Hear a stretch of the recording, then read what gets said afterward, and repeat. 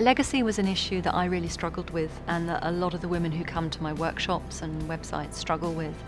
And I think for a long time I thought, well, if it's not the children I expected to have, what's the point of me? What impact am I going to have in the world? This is a hard question because my sister doesn't have kids and I don't have kids. So my parents are not grandparents. So the legacy issue is kind of a sensitive one because I feel my parents feel sad because they really won't have any legacy. But in another way, my legacy is my work, meaning my work with my blog Femmes sans enfants.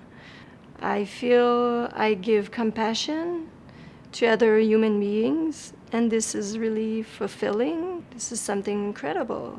Not everything has to be about children. It can be about other human beings. So this is my legacy. Putting your vision of legacy on your children is a burden on your grown children, because it makes you feel like the only reason you exist is to take care of your parents when they're old. It makes me upset to think that we put so much value on legacy in terms of children. So I've always looked at legacy as the other parts of my life that I can reach out and touch and do things with. I've done work all over the world. I've traveled all over the world. I'd much rather give in other ways, because being a parent is not for me. And I think it's a lot of pressure to put on a child that the child is what represents the legacy. We are the aunts of the world. We are the godmothers. I have met so many childless and child-free women who are pediatric nurses, social workers, school teachers. They love children, they work with children, they just don't have any of their own.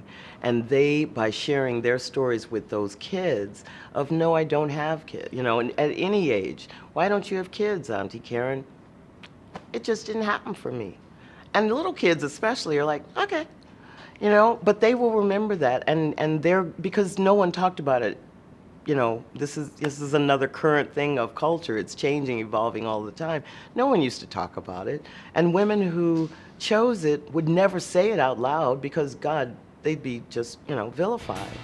At this point, my legacy, I hope, is the NotMom, that I have connected so many women who will stay connected long after I'm gone.